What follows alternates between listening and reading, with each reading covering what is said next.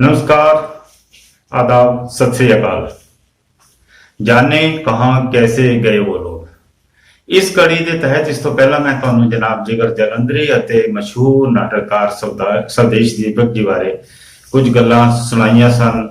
ਉਹਨਾਂ ਦੀ ਜ਼ਿੰਦਗੀ ਬਾਰੇ ਤੇ ਉਹਨਾਂ ਦੇ ਆਖਰੀ ਪਲਾਂ ਬਾਰੇ ਜੋ ਕੁਝ ਮੈਂ ਤੁਹਾਨੂੰ ਦੱਸਿਆ ਉਸ ਨੂੰ ਲੈ ਕੇ ਮੈਨੂੰ ਬਹੁਤ ਸਾਰੇ ਫੋਨ ਆਏ ਨੇ। ਉਹਨਾਂ ਦੋਸਤਾਂ ਦੇ ਫੋਨ ਆਏ ਨੇ ਜਿਹੜੇ ਕਿ ਇਹਨਾਂ ਸ਼ਖਸੀਅਤਾਂ ਬਾਰੇ ਜ਼ਿਆਦਾ ਸ਼ਾਇਦ ਨਹੀਂ ਵੀ ਜਾਣਦੇ ਸਨ ਤੇ ਉਹਨਾਂ ਨੇ ਮੇਰੀਆਂ ਗੱਲਾਂ ਨੂੰ ਪਸੰਦ ਕੀਤਾ, ਜਿਸ ਤੋਂ ਮੈਨੂੰ ਬਹੁਤ ਚੰਗਾ ਲੱਗਿਆ ਕਿ ਚਲੋ ਮੈਂ ਕੁਝ ਲੋਕਾਂ ਨੂੰ ਹੋਰ ਵਧੇਰੇ ਜਾਣਕਾਰੀ ਦੇ ਸਕਿਆ ਹਾਂ। ਇਸੇ ਕੜੀ ਦੇ ਵਿੱਚ ਅੱਜ ਮੈਂ ਪੰਜਾਬੀ ਦੇ ਮਸ਼ਹੂਰ ਗੀਤਕਾਰ ਜਨਾਬ ਨੰਦ ਲਾਲ ਨੂਰਪੁਰੀ ਜੀ ਬਾਰੇ ਗੱਲ ਕਰਾਂਗਾ।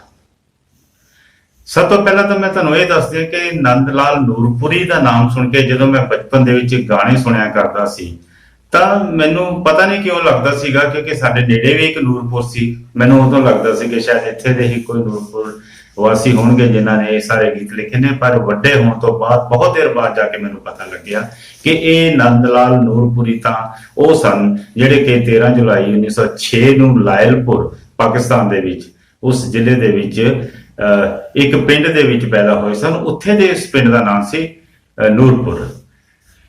ਨੰਦ ਲਾਲ ਨੂਰਪੁਰੀ ਦੀ ਜ਼ਿੰਦਗੀ ਹਮੇਸ਼ਾ ਤੰਗੀਆਂ ਤੁਰਛੀਆਂ ਦੇ ਨਾਲ ਭਰੀ ਰਹੀ। ਇਸ ਦਾ ਕਾਰਨ ਇਹ ਨਹੀਂ ਸੀ ਕਿ ਉਹ ਕਮਾ ਨਹੀਂ ਸੀ ਸਕਦੇ, ਕਮਾ ਤਾਂ ਬਹੁਤ ਕੁਝ ਸਕਦੇ ਸੀ। ਜਿਸ ਸ਼ਖਸ ਨੇ 1940 ਦੇ ਵਿੱਚ ਫਿਲਮਾਂ ਦੇ ਲਈ ਗੀਤ ਲਿਖਣੇ ਸ਼ੁਰੂ ਕਰ ਦਿੱਤੇ ਹੋਣ, ਜ਼ਰਾ ਸੋਚੋ ਕੀ ਕੁਝ ਨਹੀਂ ਸੀ ਕਰ ਸਕਦਾ। ਸਭ ਕੁਝ ਕਰ ਸਕਦੇ ਸੀ, ਲੇਕਿਨ ਉਹਨਾਂ ਨੇ ਆਪਣੀ ਲੇਖਣੀ ਦੇ ਨਾਲ, ਆਪਣੀ ਕਲਮ ਦੇ ਨਾਲ ਸਮਝੌਤਾ ਨਹੀਂ ਕੀਤਾ। ਸ਼ੁਰੂਆਤੀ ਦੌਰ ਵਿੱਚ ਉਹਨਾਂ ਨੇ ਭਾਵੇਂ ਦੇਸ਼ ਭਗਤੀ ਦੇ ਗੀਤ ਲਿਖੇ ਸਨ। 1942 ਦੇ ਵਿੱਚ ਆਈ ਪੰਜਾਬੀ ਫਿਲਮ ਮੰਗਤੀ ਦੇ ਵਿੱਚ ਵੀ ਉਹਨਾਂ ਨੇ ਗੀਤ ਲਿਖੇ ਸਨ। ਚੱਲ ਉੜ ਜਾ ਭੋਲਿਆ ਪੰਛੀਆ, ਇਹ ਯਾਦ ਹੈ ਖਾਸ ਕਰਕੇ ਉਹਨਾਂ ਲੋਕਾਂ ਨੂੰ ਜਿਹੜੇ ਕਿ ਮੇਰੀ ਉਮਰ ਦੇ ਨੇ। ਉਹਨਾਂ ਲੋਕਾਂ ਨੇ ਬਹੁਤ ਵਾਰ ਇਹ ਗੀਤ ਸੁਣਿਆ ਹੋਏਗਾ। ਨੰਦ ਲਾਲ ਨੂਰਪੁਰੀ ਨੂੰ ਜ਼ਿੰਦਗੀ ਸ਼ਾਇਦ ਰਾਸ ਆਈ ਹੀ ਨਹੀਂ। ਉਹਨਾਂ ਦੇ ਜਿਉਣ ਦਾ ਢੰਗ ਥੋੜਾ ਜਿਹਾ ਵੱਖਰਾ ਸੀ। ਉਹ ਥੋੜਾ ਹਟ ਕੇ ਸੋਚਦੇ ਸੀਗੇ। ਸ਼ਾਇਦ ਇਹੀ ਕਾਰਨ ਹੈ ਕਿ ਉਹਨਾਂ ਦਾ ਜ਼ਿੰਦਗੀ ਤੋਂ ਰੁਖਸਤ ਹੋਣ ਦਾ ਤਰੀਕਾ ਵੀ ਦੂਜਿਆਂ ਨਾਲੋਂ ਵੱਖ ਸੀ। ਉਹਨਾਂ ਨੇ ਉਹ ਕੀਤਾ ਜਿਹੜਾ ਦੂਜੇ ਲੋਕ ਨਹੀਂ ਸਨ ਕਰਦੇ। ਅੱਜ ਵੀ ਰੇਡੀਓ ਤੇ ਜਾਂ ਕਿਤੇ ਟੈਲੀਵਿਜ਼ਨ ਦੇ ਉੱਤੇ ਜਦੋਂ ਗੀਤ ਆਉਂਦਾ ਹੈ ਅਸੀਂ ਬੜੇ ਸ਼ੌਕ ਨਾਲ ਸੁਣਦੇ ਹਾਂ ਕਿ ਚੰਨ ਵੇਖ ਕੇ ਸ਼ੌਕਣ ਮੇਲੇ ਦੀ, ਚੰਨ ਵੇਖ ਕੇ ਸ਼ੌਕਣ ਮੇਲੇ ਦੀ, ਪੈਰ ਧੋ ਕੇ ਝਾਂਜਰਾਂ ਪਾਉਂਦੀ, ਮੇਲ ਦੀ ਆਉਂਦੀ ਸ਼ੌਕਣ ਮੇਲੇ ਦੀ। ਜਾਂ ਫਿਰ ਗੋਰੀ ਦੀਆਂ ਝਾਂਜਰਾਂ ਬੁਲਾਉਂਦੀਆਂ ਗਈਆਂ, ਗਲੀਆਂ ਦੇ ਵਿੱਚ ਡੰਡ ਪਾਉਂਦੀਆਂ ਗਈਆਂ ਗੋਰੀ ਦੀਆਂ ਝਾਂਜਰਾਂ। ਜਾਂ ਫਿਰ ਸੁਰਿੰਦਰ ਕੌਰ ਦਾ ਗਾਇਆ ਹੋਇਆ ਗੀਤ ਮੈਨੂੰ ਦਿਓਰ ਦੇ ਵਿਆਹ ਵਿੱਚ ਨੱਚ ਲੈਣ ਦੇ, ਜਿਹਨੂੰ ਝੂਠ ਝੂਠ ਕਹਿੰਦੇ ਨੇ ਹੋ ਸੱਚ ਲੈਣ ਦੇ, ਮੈਨੂੰ ਦਿਓਰ ਦੇ ਵਿਆਹ ਵਿੱਚ ਨੱਚ ਲੈਣ ਦੇ। ਇਹਨਾਂ ਸਾਰੇ ਗੀਤਾਂ ਦਾ ਲੇਖਕ ਸੀ ਨੰਦ ਲਾਲ ਨੂਰਪੁਰੀ। ਉਹਨਾਂ ਨੇ ਜੋ ਕੁਝ ਵੀ ਲਿਖਿਆ ਉਹ ਸਾਡੇ ਸਮਾਜਿਕ ਤਾਣੇ ਬਾਣੇ ਦਾ ਇੱਕ ਹਿੱਸਾ ਸੀ। ਵਿਆਹ ਦੇ ਗੀਤ, ਦੋਸਤੀ ਦੇ ਗੀਤ, ਪਿਆਰ ਮੁਹੱਬਤ ਦੇ ਗੀਤ, ਸਮਾਜਿਕ ਗੀਤ, ਦੇਸ਼ ਪ੍ਰੇਮ ਦੇ ਗੀਤ, ਕੋਈ ਥਾਂ ਉਹਨਾਂ ਨੇ ਛੱਡੀ ਨਹੀਂ ਸੀ। ਉਹਨਾਂ ਨੇ ਆਪਣੇ ਗੀਤਾਂ ਨੂੰ ਇੱਕ ਇਹੋ ਜਿਹੀ ਦਿਸ਼ਾ ਦਿੱਤੀ ਸੀ ਜਿਹੜੀ ਕਿ ਅੱਜ ਵੀ ਸਾਨੂੰ ਬਹੁਤ ਸੋਹਣੀ ਲੱਗਦੀ ਹੈ। ਤੇ ਅੱਜ ਦੀ ਵੀ ਜੇਕਰ ਪੰਜਾਬ ਦੇ ਵਿੱਚ ਕਿਤੇ ਕੋਈ ਵਿਆਹ ਹੁੰਦਾ ਹੈ ਤੇ ਉਸ ਵਿਆਹ ਦੇ ਵਿੱਚ ਨੰਦ ਲਾਲ ਨੂਰਪੁਰੀ ਦੇ ਗੀਤ ਨਾ ਵੱਜਦੇ ਹੋਣ, ਇਹੋ ਜਿਹਾ ਹੋ ਨਹੀਂ ਸਕਦਾ। ਪਾਕਿਸਤਾਨ ਦੇ ਹਿੱਸੇ ਆਏ ਲਾਇਲਪੁਰ ਦੇ ਵਿੱਚ ਨੂਰਪੁਰ ਪਿੰਡ 'ਚ ਸਰਦਾਰ ਬਿਸ਼ਨ ਸਿੰਘ ਦੇ ਘਰ ਮਾਤਾ ਹੁਕਮ ਦੇਵੀ ਦੀ ਕੁੱਖੋਂ ਇਹਨਾਂ ਦਾ ਜਨਮ ਹੋਇਆ। ਤੇ ਜਦੋਂ ਇਹ ਥੋੜਾ ਵੱਡੇ ਹੋਏ ਤਾਂ ਇਹਨਾਂ ਨੂੰ ਪੜ੍ਹਾਈ ਲਿਖਾਈ ਦਾ ਵੀ ਸ਼ੌਕ ਸੀਗਾ। ਤੇ ਇਹਨਾਂ ਨੂੰ ਦਰਅਸਲ 1940 ਦੇ ਵਿੱਚ ਜਦੋਂ ਕਿ ਭਾਰਤ ਪਾਕਿਸਤਾਨ ਦੀ ਵੰਡ ਨਹੀਂ ਸੀ ਹੋਈ, ਇਹਨਾਂ ਨੂੰ ਨੌਕਰੀ ਮਿਲੀ ਪੁਲਿਸ ਵਿਭਾਗ ਦੇ ਵਿੱਚ। ਇਹ ਸਬ ਇੰਸਪੈਕਟਰ ਸਨ ਤੇ ਇਹਨਾਂ ਦੀ ਨਿਯੁਕਤੀ ਹੈ ਜੋ ਉਹ ਦੱਸੀ ਜਾਂਦੀ ਹੈ ਕਿ ਬੀਕਾਨੇਰ ਦੇ ਵਿੱਚ ਰਾਜਸਥਾਨ 'ਚ ਹੋਈ ਸੀ। ਉੱਥੇ ਇੱਕ ਹਾਦਸਾ ਹੋਇਆ ਇੱਕ ਵਾਰੀ ਕਿ ਕੁਝ ਲੋਕ ਜੋ ਹੈ ਉਹ ਘਰਾਂ ਦੇ ਵਿੱਚ ਸ਼ਰਾਬ ਕੱਢਦੇ ਸਨ। ਇਹਨਾਂ ਨੂੰ ਪਤਾ ਲੱਗਿਆ, ਇਹ ਜਾ ਕੇ ਛਾਪਾ ਮਾਰਦੇ ਹਨ। ਛਾਪਾ ਮਾਰਨ ਦੇ ਦੌਰਾਨ ਮੁੱਠਭੇੜ ਹੋ ਜਾਂਦੀ ਹੈ ਜਿਸ ਦੇ ਵਿੱਚ ਗੋਲੀ ਵੀ ਚੱਲਦੀ ਹੈ ਤੇ ਇਹਨਾਂ ਦੀ ਜਾਂ ਪੁਲਿਸ ਦੀ ਗੋਲੀ ਦੇ ਨਾਲ 3 ਲੋਕ ਜਿਹੜੇ ਹੈਗੇ ਉਹ 3 ਬੰਦੇ ਉਸੇ ਥਾਂ ਮਾਰੇ ਜਾਂਦੇ ਨੇ। ਉਸ ਤੋਂ ਬਾਅਦ ਇਹਨਾਂ ਤੇ ਮੁਕੱਦਮਾ ਚੱਲਦਾ ਹੈ। ਇਹ ਜੇਲ੍ਹ ਵਿੱਚ ਵੀ ਜਾਂਦੇ ਨੇ ਪਰ ਛੇਤੀ ਛੁੱਟ ਵੀ ਜਾਂਦੇ ਹਨ। ਪਰ ਨੰਦ ਲਾਲ ਨੂਰਪੁਰੀ ਦਾ ਜਿਹੜਾ ਅੰਦਰ ਵਾਲਾ ਮਨ ਸੀ ਉਹ ਕਿਤੇ ਨਾ ਕਿਤੇ ਜ਼ਖਮੀ ਹੋ ਜਾਂਦਾ ਹੈ। आहत हो जाता है तो वह पुकार उठता है कि नहीं, यह नौकरी तेरे वास्ते नहीं। आखिरकार उन्होंने मन बना लिया तो उन्होंने वह नौकरी छੱਡ ਦਿੱਤੀ। ਉਹਨਾਂ ਦਿਨਾਂ ਦੇ ਵਿੱਚ ਦੇਸ਼ ਪ੍ਰੇਮ ਦੀ ਲਹਿਰ ਉੱਠੀ ਹੋਈ ਸੀ ਤੇ ਇਹਨਾਂ ਦਾ ਦਿਲ ਵੀ ਕਰਦਾ ਸੀ ਕਿ ਇਹ ਅੱਗੇ ਹੋ ਕੇ ਹਿੱਸਾ ਲੈਣ ਤੇ ਇਹਨਾਂ ਨੇ ਇਸ ਦੇ ਲਈ ਆਪਣੀ ਕਲਮ ਨੂੰ ਆਪਣਾ ਹਥਿਆਰ ਬਣਾਇਆ ਤੇ ਦੇਸ਼ ਪ੍ਰੇਮ ਦੀਆਂ ਕਵਿਤਾਵਾਂ ਲਿਖਣੀਆਂ ਸ਼ੁਰੂ ਕੀਤੀਆਂ, ਜੋ ਕਿ ਬਾਅਦ ਦੇ ਵਿੱਚ ਜਿਨ੍ਹਾਂ ਦਾ ਦਾਇਰਾ ਵੱਧਦਾ ਚਲਾ ਗਿਆ। ਉਹਨਾਂ ਦਿਨਾਂ ਦੇ ਵਿੱਚ ਜਿਹੜੇ ਮਸ਼ਹੂਰ ਗਾਇਕ ਸਨ, ਚਾਹੇ ਉਹ ਹਰਚਰਨ ਸਿੰਘ ਗਰੇਵਾਲ ਹੋਵੇ, ਚਾਹੇ ਆਸਾ ਸਿੰਘ ਮਸਤਾਨਾ ਹੋਣ, ਚਾਹੇ ਬੀਬੀ ਸੁਰਿੰਦਰ ਕੌਰ ਹੋਣ ਜਾਂ ਬੀਬੀ ਪ੍ਰਕਾਸ਼ ਕੌਰ ਹੋਣ, ਉਹਨਾਂ ਸਾਰਿਆਂ ਨੇ ਨੰਦ ਲਾਲ ਨੂਰਪੁਰੀ ਦੇ ਲਿਖੇ ਹੋਏ ਗੀਤ ਗਾਏ।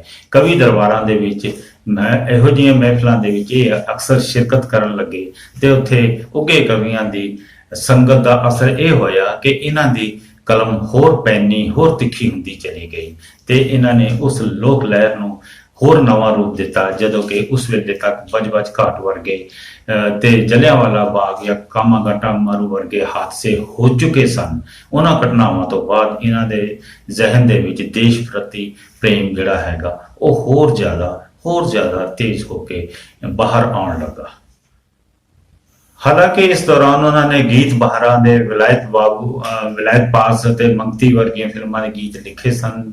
ਉਹ ਥੋੜਾ ਬਹੁਤ ਇਸ ਖੇਤਰ ਦੇ ਵਿੱਚ ਸਥਾਪਿਤ ਵੀ ਹੋ ਚੁੱਕੇ ਸਨ, ਪਰ ਫਿਰ ਵੀ ਉਹਨਾਂ ਦੀ ਰੁਚੀ ਕੁਝ ਹੋਰ ਸੀਗੀ। ਥੋੜੀ ਦੇਰ ਲਈ ਉਹਨਾਂ ਨੇ ਭਾਸ਼ਾ ਵਿਭਾਗ ਦੇ ਵਿੱਚ ਨੌਕਰੀ ਵੀ ਕੀਤੀ, ਪਰ ਉੱਥੇ ਵੀ 2 ਸਾਲ ਤੋਂ ਜ਼ਿਆਦਾ ਨਾ ਟਿਕ ਸਕੇ। ਉਹਨਾਂ ਦਾ ਮਨ ਜਿਹੜਾ ਹੈ ਹਮੇਸ਼ਾ ਚਲਾਇਮਾਨ ਰਹਿੰਦਾ ਸੀਗਾ, ਹਮੇਸ਼ਾ ਉਹ ਚਲੰਤ ਰਹਿੰਦਾ ਸੀ। ਉਹਦਾ ਠੌਰ ਠਿਕਾਣਾ ਕੋਈ ਬਣਦਾ ਹੀ ਨਹੀਂ ਸੀ। ਉਹ ਹਮੇਸ਼ਾ ਨਵੀਂ ਜਗ੍ਹਾ ਜਾ ਕੇ ਠਹਿਰਨ ਵਿੱਚ ਰੁਚੀ ਰੱਖਦੇ ਸਨ। ਹਾਲਾਂਕਿ ਵੰਡ ਤੋਂ ਬਾਅਦ ਉਹਨਾਂ ਦੀ ਸ਼ਾਦੀ ਵੀ ਹੋ ਗਈ ਸੀ ਤੇ ਉਹ ਆ ਕੇ ਪਹਿਲਾਂ ਕੁਝ ਦੇਰ ਪਟਿਆਲੇ ਤੇ ਫਿਰ ਬਾਅਦ ਵਿੱਚ ਜਲੰਧਰ ਰਹੇ ਤੇ ਜਲੰਧਰ ਦੇ ਵਿੱਚ ਪੱਕੇ ਤੌਰ ਤੇ ਰਹਿਣ ਲੱਗ ਪਏ। ਉੱਥੇ ਹੀ ਉਹਨਾਂ ਦੇ ਬੱਚਿਆਂ ਨੇ ਜਨਮ ਲਿਆ ਤੇ ਉੱਥੇ ਹੀ ਹੌਲੀ ਹੌਲੀ ਉਹ ਹੋਰ ਅੱਗੇ ਵੱਧਦੇ ਚਲੇ ਗਏ। ਪਰਿਵਾਰ ਬਹੁਤ ਵੱਡਾ ਸੀ। ਉਦੋਂ ਤੱਕ ਉਹਨਾਂ ਦੇ 4 ਪੁੱਤਰ ਤੇ 2 ਧੀਆਂ ਹੋ ਚੁੱਕੇ ਸਨ। ਜਿੱਥੇ ਉਹ ਨੌਕਰੀ ਕਰਦੇ ਸਨ ਉੱਥੇ ਉਹਨਾਂ ਨੂੰ 75 ਰੁਪਏ ਮਹੀਨਾ ਮਿਲਦੇ ਸਨ। ਐਡੇ ਵੱਡੇ ਪਰਿਵਾਰ ਨੂੰ ਇੰਨੀ ਛੋਟੀ ਧਨ ਰਾਸ਼ੀ ਦੇ ਵਿੱਚ ਚਲਾਉਣਾ ਬਹੁਤ ਵੱਡੀ ਟੇਢੀ ਖੀਰ ਸੀ ਤੇ ਉਹ ਇਹ ਸਭ ਕੁਝ ਨਹੀਂ ਕਰ ਪਾ ਰਹੇ ਸਨ।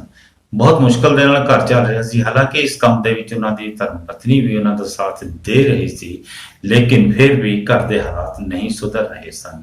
ਔਰ ਵੱਡੀ ਦੁਖਦਾਈ ਗੱਲ ਇਹ ਹੈਗੀ ਹੈ ਕਿ ਜਦੋਂ ਉਹ ਇੰਨੇ ਜ਼ਿਆਦਾ ਗਰੀਬੀ ਦੇ ਦੌਰ ਚੋਂ ਨਿਕਲ ਰਹੇ ਸਨ ਤਾਂ ਉਸ ਵੇਲੇ ਵੀ ਉਹ ਇਹ ਕਹਿੰਦੇ ਸਨ ਕਿ ਇਨਾਮੋ ਇਕਰਾਮ ਲੈਣਾ ਜਾਂ ਸਰਕਾਰ ਕੋਲੋਂ ਕਿਸੇ ਕਿਸਮ ਦਾ ਜਾ ਕੇ ਮੁਆਵਜ਼ਾ ਲੈਣਾ ਤਾਂ ਉਹ ਲੋਕ ਕਰਦੇ ਹਨ ਜਿਹੜੇ ਲੋਕਾਂ ਦੇ ਵਿੱਚ ਆਪਣੇ ਅੰਦਰ ਦਮ ਨਹੀਂ ਹੁੰਦਾ। ਜੇ ਮੇਰੀ ਚੀਜ਼ ਦੀ ਤੁਸੀਂ ਕਦਰ ਕਰਦੇ ਹੋ ਤਾਂ ਇਸ ਦੇ ਲਈ ਤੁਸੀਂ ਖੁਦ ਅੱਗੇ ਆਓ, ਨਾ ਕਿ ਮੈਂ ਤੁਹਾਡੇ ਅੱਗੇ ਮਿੰਨਤਾਂ ਕਰਾਂ, ਤੁਹਾਡੇ ਤਰਲੇ ਕਰਾਂ ਕਿ ਤੁਸੀਂ ਮੈਨੂੰ ਇਸ ਦਾ ਇਫਜ਼ਾਨਾ ਕੁਝ ਦਿਓ। ਸ਼ਾਇਦ ਇਹੀ ਕਾਰਨ ਹੈ ਕਿ ਉਹ ਸਰਕਾਰ ਤੋਂ ਵੀ ਕਾਫੀ ਦੂਰ ਰਹੇ ਤੇ ਉਹਨਾਂ ਮਹਿਫਿਲਾਂ ਤੋਂ ਵੀ ਦੂਰ ਰਹੇ ਜਿੱਥੇ ਕਿ ਨੋਟ ਵਰਸਾਏ ਜਾਂਦੇ ਸਨ। ਹਾਂ, ਜਿਨ੍ਹਾਂ ਮਹਿਫਿਲਾਂ ਵਿੱਚ ਚੰਗੇ ਸਰੋਤੇ ਆਉਂਦੇ ਸਨ ਉੱਥੇ ਇਹਨਾਂ ਦੀ ਬਹੁਤ ਜ਼ਿਆਦਾ ਵਾਹ ਹੁੰਦੀ ਸੀ ਤੇ ਲੋਕ ਘਰ ਜਾ ਕੇ ਵੀ ਇਹਨਾਂ ਦੀਆਂ ਗੱਲਾਂ ਕਰਦੇ ਸਨ ਕਿ ਵਾਹ, ਨੰਦ ਲਾਲ ਨੂਰਪੁਰੀ ਨੇ ਕਿੱਡਾ ਸੋਹਣਾ ਲਿਖਿਆ ਹੈ। ਨੂਰਪੁਰੀ ਨੇ ਬਹੁਤ ਹੀ ਸੋਹਣੇ 75 ਦੇ ਕਰੀਬ ਗਾਣੇ ਲਿਖੇ। ਗਜ਼ਲਾਂ ਲਿਖਣ ਦਾ ਵੀ ਉਹਨਾਂ ਨੂੰ ਬਹੁਤ ਸ਼ੌਕ ਸੀ ਤੇ ਉਹਨਾਂ ਨੇ 30 ਦੇ ਕਰੀਬ ਗਜ਼ਲਾਂ ਵੀ ਲਿਖੀਆਂ ਜਿਹੜੀਆਂ ਕਿ ਬਹੁਤ ਚੰਗੇ ਫਨਕਾਰਾਂ ਨੇ ਗਾਈਆਂ ਵੀ ਹਨ। ਤੇ ਇਸ ਤੋਂ ਇਲਾਵਾ ਉਹਨਾਂ ਨੇ ਜਿਹੜੀਆਂ ਕਵਿਤਾਵਾਂ ਲਿਖੀਆਂ ਨੇ ਉਹਨਾਂ ਦੀ ਵੀ ਕੋਈ ਸੰਖਿਆ ਜ਼ਿਆਦਾਤਰ ਯਾਦ ਨਹੀਂ, ਲੇਕਿਨ ਉਹਨਾਂ ਦੀਆਂ ਕਵਿਤਾਵਾਂ ਦਾ ਜਾਦੂ ਹਮੇਸ਼ਾ ਮਹਿਫਲਾਂ ਦੇ ਵਿੱਚ ਸਿਰ ਚੜ੍ਹ ਕੇ ਬੋਲਦਾ ਸੀ। ਜਦੋਂ ਉਹ ਆਪਣੀ ਬੁਲੰਦ ਆਵਾਜ਼ ਦੇ ਵਿੱਚ ਉਸ ਨੂੰ ਪੜ੍ਹਦੇ ਸਨ ਤਾਂ ਲੋਕ ਅਸ਼ ਕਰ ਉੱਠਦੇ ਸਨ। ਤਕਰੀਬਨ 6 ਫੁੱਟ ਕੱਦ ਤੇ ਬਹੁਤ ਹੀ ਤਕੜੇ ਸੋਹਣੇ ਦਿਸਣ ਵਾਲੇ ਇਸ ਜਵਾਨ ਦੀ ਪਗੜੀ ਸਵਾਮੀ ਵਿਵੇਕਾਨੰਦ ਵਰਗੀ ਹੁੰਦੀ ਸੀ ਤੇ ਲੋਕ ਅਕਸਰ ਉਸ ਨੂੰ ਕਈ ਵਾਰ ਇਸ ਨਾਮ ਦੇ ਨਾਲ ਛੇੜਦੇ ਵੀ ਸਨ। ਤੇ ਦੱਸਿਆ ਜਾਂਦਾ ਹੈ ਕਿ ਜਿਸ ਵੇਲੇ 1969 ਦੇ ਵਿੱਚ ਪ੍ਰੋਫੈਸਰ ਮੋਹਨ ਸਿੰਘ ਨੇ ਇਹਨਾਂ ਦੀਆਂ ਸਾਰੀਆਂ ਰਚਨਾਵਾਂ ਦੇ ਤੇ ਇੱਕ ਕਿਤਾਬ ਜੋ ਹੈ ਉਹ ਸੰਪਾਦਿਤ ਕੀਤੀ ਤਾਂ ਉਸ ਕਿਤਾਬ ਦੀ ਜਿਹੜੀ ਭੂਮਿਕਾ ਹੈ ਉਹ 11 ਪੰਨਿਆਂ ਦੀ ਲਿਖੀ ਗਈ।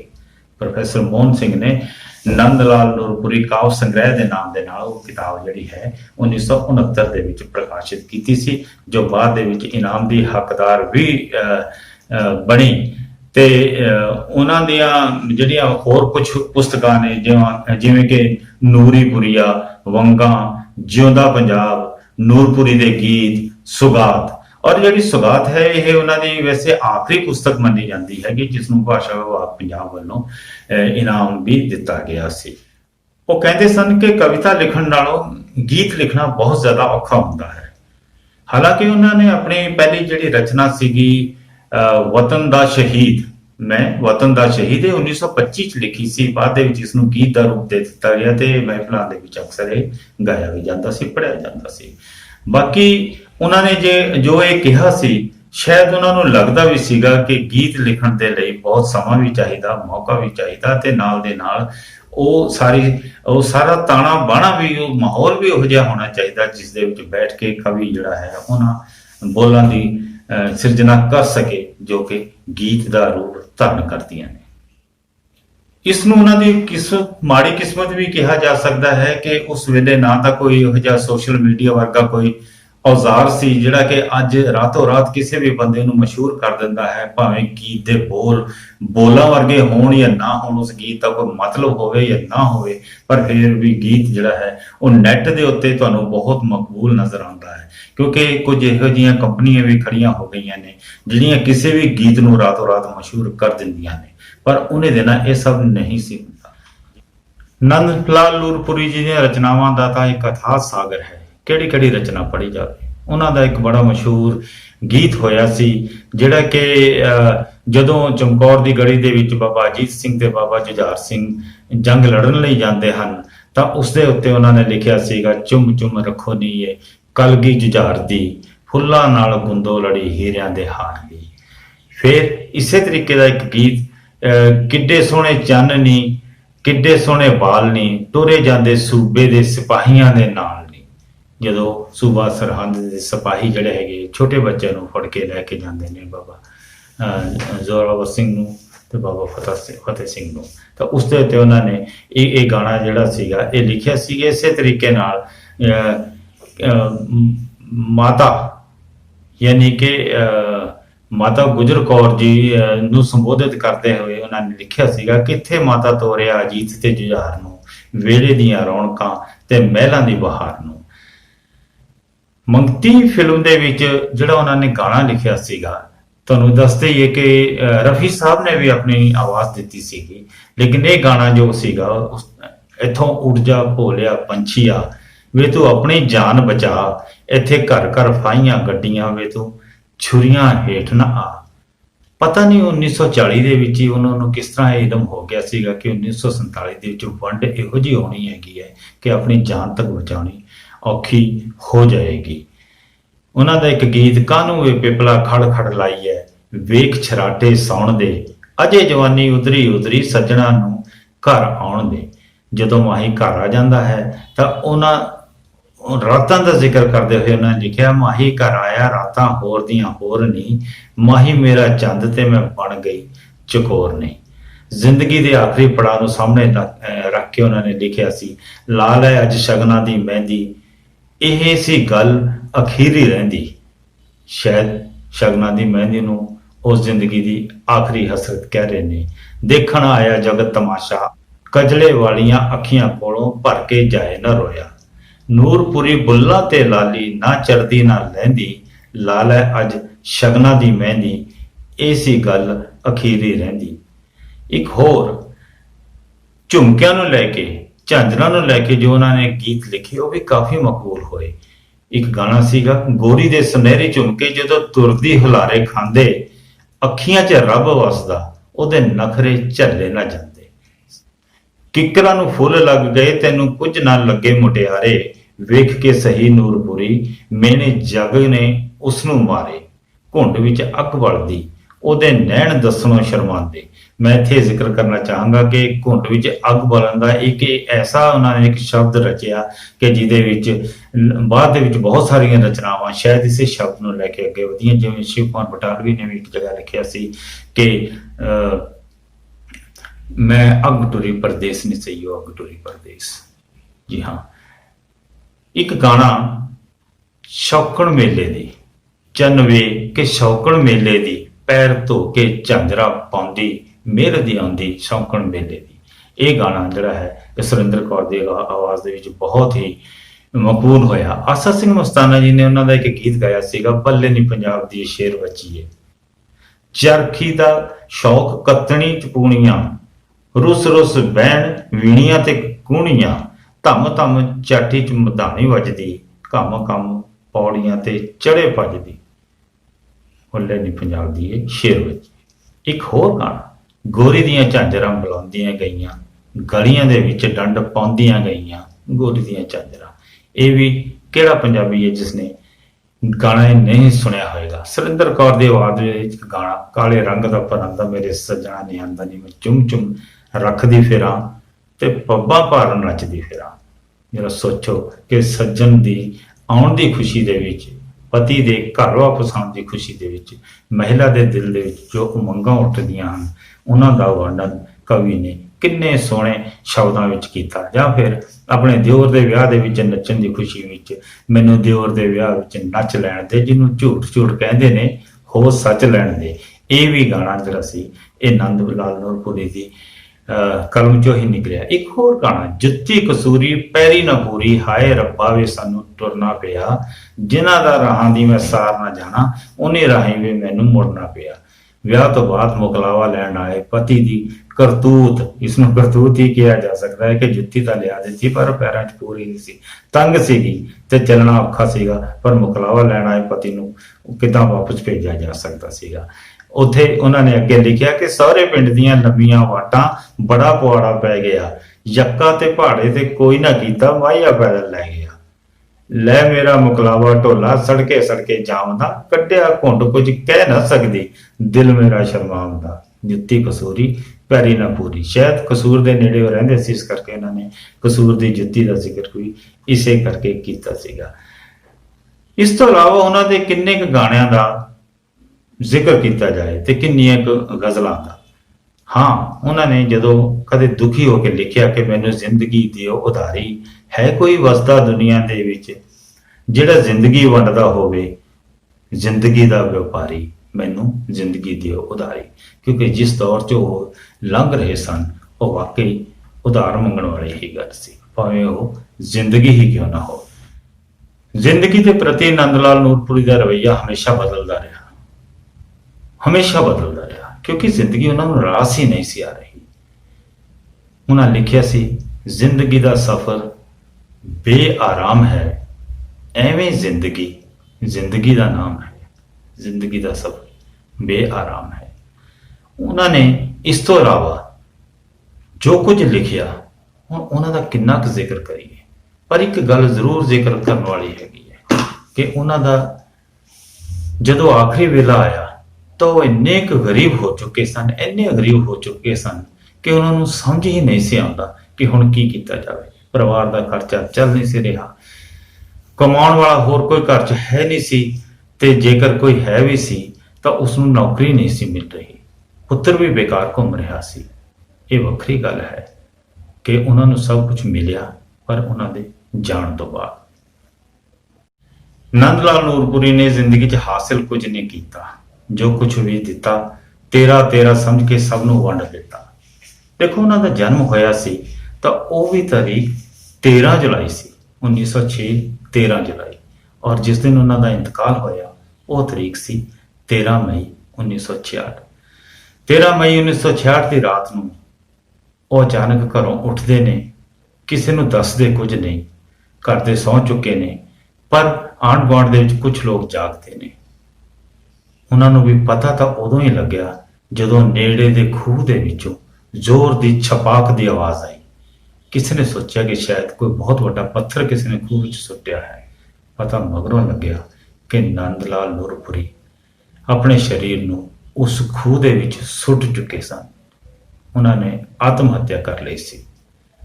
ਇਸ ਦੁਨੀਆ ਤੋਂ ਤੰਗ ਆ ਕੇ, ਇਸ ਕਾਣੀ ਵੰਡ ਤੋਂ ਤੰਗ ਆ ਕੇ, ਜੋ ਸਮਾਜ, ਜੋ ਸਰਕਾਰ ਜਿਉਂਦੇ ਜੀ ਉਹਨਾਂ ਨੂੰ ਕੁਝ ਨਾ ਦੇ ਸਕੀ, ਮਰਨ ਤੋਂ ਬਾਅਦ ਉਹਨਾਂ ਦੇ ਨਾਂ ਦਾ ਇੱਕ ਪੱਥਰ ਰੱਖਿਆ ਗਿਆ, ਉਹਨਾਂ ਦੀ ਸਮਾਧ ਬਣਾ ਦਿੱਤੀ ਗਈ ਤੇ ਉਹਦੇ ਉੱਤੇ ਲਿਖ ਦਿੱਤਾ ਗਿਆ ਕਿ ਫਲਾਣੇ ਮੰਤਰੀ ਨੇ ਇਹ ਉਹਨਾਂ ਦੀ ਯਾਦ ਵਿੱਚ ਫਲਾਣੀ ਤਰੀਕ ਨੂੰ ਸਮਾਧ ਬਣਾਈ ਸੀ। ਕੀ ਫਾਇਦਾ ਇਹੋ ਜਿਹੀਆਂ ਸਮਾਧਾਂ ਤੇ ਕੀ ਫਾਇਦਾ ਇਹੋ ਜਿਹੀਆਂ ਗੱਲਾਂ ਦਾ। ਕਿਹਾ ਜਾਂਦਾ ਹੈ ਕਿ ਉਹਨਾਂ ਦੇ ਮੁੰਡੇ ਨੂੰ ਵੀ ਉਹਨਾਂ ਦੀ ਮੌਤ ਤੋਂ ਬਾਅਦ ਸਰਕਾਰ ਨੇ ਰੋਡਵੇਜ਼ ਦੇ ਵਿੱਚ ਮਕੈਨਿਕ ਦੀ ਨੌਕਰੀ ਦੇ ਦਿੱਤੀ। ਜੇਕਰ ਇਹੀ ਨੌਕਰੀ ਕਿਤੇ ਪਹਿਲਾਂ ਦਿੱਤੀ ਹੁੰਦੀ ਤਾਂ ਸ਼ਾਇਦ ਉਹ ਕਵੀ ਅੱਜ ਤਾਂ ਭਾਵੇਂ ਸਾਡੇ ਵਿਚਕਾਰ ਨਾ ਵੀ ਹੁੰਦਾ, ਪਰ ਉਹ ਕੁਝ ਦੇਰ ਜ਼ਿੰਦਗੀ ਹੋਰ ਜਿਉ ਲੈਂਦਾ, ਕਿਉਂਕਿ ਉਹ ਜ਼ਿੰਦਗੀ ਜਿਉਣਾ ਤਾਂ ਚਾਹੁੰਦਾ ਸੀ, ਪਰ ਉਸ ਰੂਪ ਵਿੱਚ ਨਹੀਂ ਜਿਸ ਰੂਪ ਵਿੱਚ ਉਹਨੇ ਜੀ ਕੇ ਵੇਖੀ, ਜਿਸ ਦੀਆਂ ਫਿਲਮਾਂ ਦੇ ਵਿੱਚ ਰਫੀ ਸਾਹਿਬ ਵਰਗੇ, ਆਸਾ ਸਿੰਘ ਮਸਤਾਨਾ, ਸੁਰਿੰਦਰ ਕੌਰ, ਪ੍ਰਕਾਸ਼ ਕੌਰ, ਜਗਤ ਸਿੰਘ ਜੱਗਾ ਵਰਗੇ ਲੋਕ ਗਾਣੇ ਗਾ ਚੁੱਕੇ ਸਨ। ਉਹ ਬੰਦਾ ਆਰਥਿਕ ਤੰਗੀ ਤੋਂ ਇੰਨਾ ਪਰੇਸ਼ਾਨ ਹੋਇਆ ਕਿ ਉਹਨੂੰ ਆਪਣੇ ਜੀਵਨ ਦਾ ਅੰਤ ਜੋ ਹੈ ਇੰਨੇ ਭੈੜੇ ਤਰੀਕੇ ਦੇ ਨਾਲ ਕਰਨਾ ਪਿਆ। ਮਕਾਨ ਬਣਾਉਣਾ ਤਾਂ ਬਹੁਤ ਦੂਰ ਦੀ ਗੱਲ, ਜਿਹੜਾ ਸ਼ਖਸ ਆਪਣੀ ਪੂਰੀ ਜ਼ਿੰਦਗੀ 'ਚ ਇੱਕ ਨਵਾਂ ਸਾਈਕਲ ਤੱਕ ਨਹੀਂ ਖਰੀਦ ਸਕਿਆ, ਜਰਾ ਸੋਚੋ ਉਹ ਕਿੰਨਾ ਗਰੀਬ ਰਿਹਾ ਹੋਵੇਗਾ। ਉਹਨਾਂ ਨੇ ਆਪਣੀ ਗੁਰਬਤ ਦਾ, ਆਪਣੀ ਗਰੀਬੀ ਦਾ ਰੱਬ ਨੂੰ ਤਾਨਾ ਵੀ ਦਿੱਤਾ, ਉਲਾਂਭਾ ਵੀ ਦਿੱਤਾ, ਪਰ ਰੱਬ ਦਾ ਮਨ ਸ਼ਾਇਦ ਨਹੀਂ ਪਸੀਜਿਆ।